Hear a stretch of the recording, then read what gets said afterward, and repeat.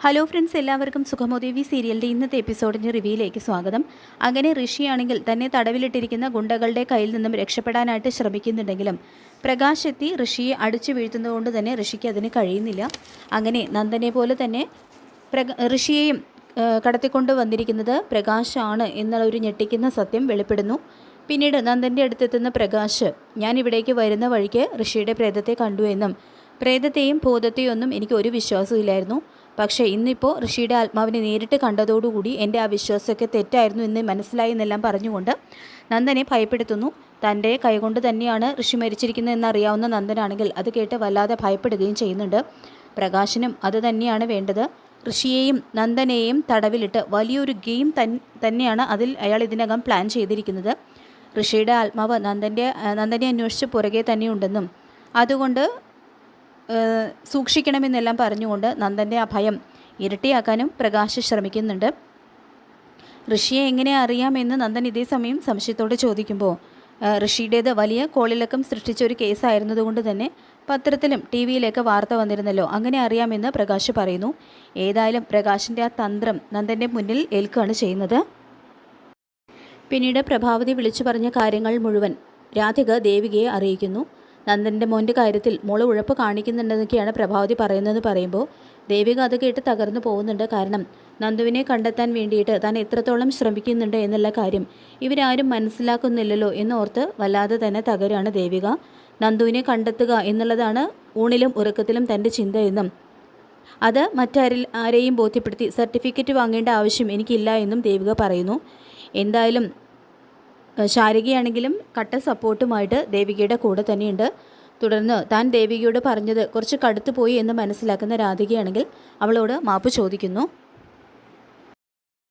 പിന്നീട് കാണിക്കുന്നത് പ്രകാശിൻ്റെ ഗുണ്ടകൾ വീണ്ടും ഋഷിയെ തല്ലി ചതയ്ക്കുന്നതാണ്. നിനക്കിനി ഇവിടെ നിന്നും രക്ഷപ്പെടാൻ കഴിയില്ല എന്നവർ പറയുന്നു. ഇതേസമയം പ്രകാശ് വരുന്നുണ്ട്. നീ എന്തിനാണ് വെറുതെ എൻ്റെ ആളുകളുടെ തല്ലുകൊണ്ട് ചാവാൻ നിൽക്കുന്നത്? നിന്നെ എപ്പോൾ ഇവിടെ നിന്നും പറഞ്ഞു വിടണമെന്ന് ഞാൻ തീരുമാനിച്ചിട്ടുണ്ട്.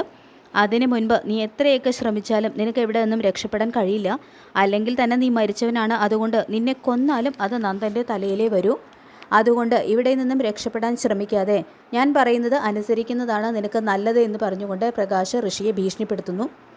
പിന്നീട് ദേവികയാണെങ്കിൽ നന്ദുവിനെ കണ്ടെത്താൻ വേണ്ടിയിട്ട് ഇനി എന്ത് ചെയ്യും, ഏത് രീതിയിൽ മുന്നോട്ട് പോകും, എല്ലാ വഴികളും അടഞ്ഞൊരവസ്ഥ എന്നെല്ലാം ആലോചിച്ച് ആകെ ടെൻഷനോടെ നിൽക്കുകയാണ്. അപ്പോൾ ഇതേ സമയം ശാരിക ദേവിയുടെ അടുത്തെത്തുന്നുണ്ട്. ചേച്ചി അച്ഛനും അമ്മയും പറഞ്ഞതെന്ന് ഓർത്തും മനസ്സ് വിഷമിപ്പിക്കരുത്. നന്ദേട്ടനെ കണ്ടെത്താൻ വേണ്ടിയിട്ട് ചേച്ചി എത്രത്തോളം ശ്രമിക്കുന്നുണ്ട് എന്നുള്ള കാര്യം എനിക്ക് നന്നായിട്ട് അറിയാം. മാത്രമല്ല ചേച്ചി ഒരിക്കലും ധൈര്യം കൈവിടാൻ പാടില്ല.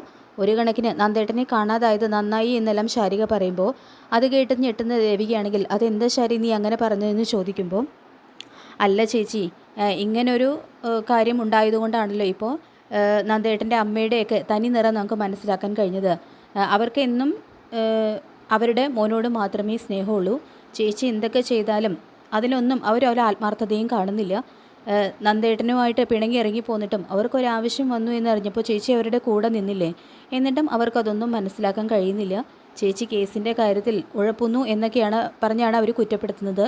മാത്രമല്ല എല്ലാം കലങ്ങി തെളിഞ്ഞ് ചേച്ചിയുടെ മനസ്സാണെങ്കിലും മാറാൻ തുടങ്ങുമായിരുന്നില്ലേ? ഇനിയെങ്കിലും ചേച്ചി കാര്യങ്ങളൊക്കെ കുറച്ചുകൂടി ബോൾഡായിട്ട് കാണാൻ നോക്കണം എന്നെല്ലാം പറഞ്ഞുകൊണ്ട് ധൈര്യം കൊടുക്കുന്നുണ്ട് കേട്ടോ ശാരിക.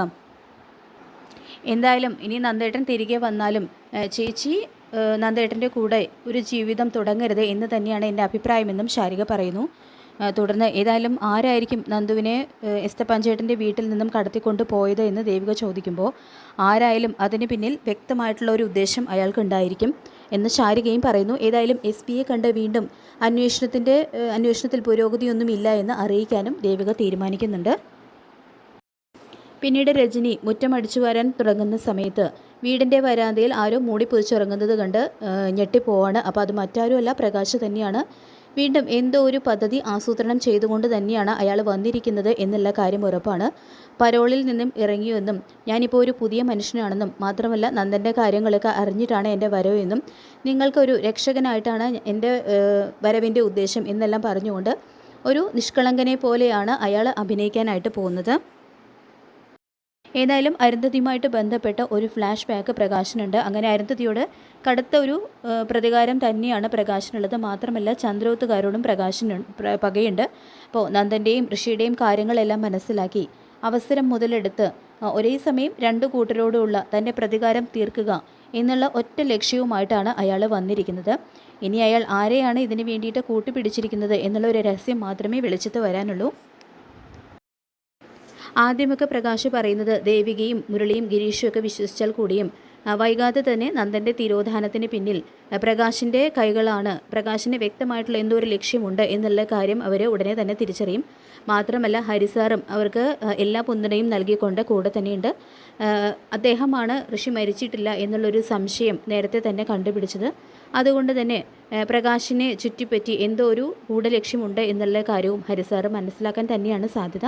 അപ്പോൾ നമുക്ക് കാത്തിരിക്കാം വരാൻ പോകുന്ന എപ്പിസോഡുകൾക്കായിട്ട്. ഈ റിവ്യൂ ഇഷ്ടപ്പെട്ടെങ്കിൽ ലൈക്ക് ചെയ്യുക, ചാനൽ കൂടി ഒന്ന് സബ്സ്ക്രൈബ് ചെയ്ത് സപ്പോർട്ട് ചെയ്യുക. താങ്ക്